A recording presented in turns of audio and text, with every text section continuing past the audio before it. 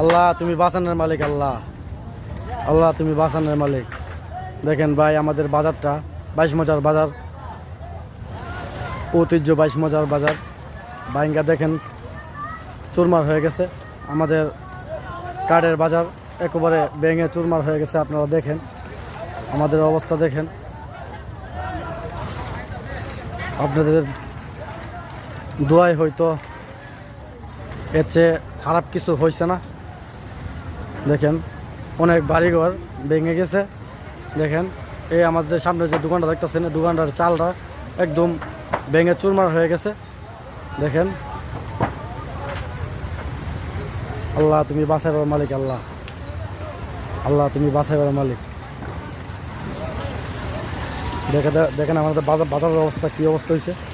সব সব কাঠ। দেখেন আমার গাড়িটা মানে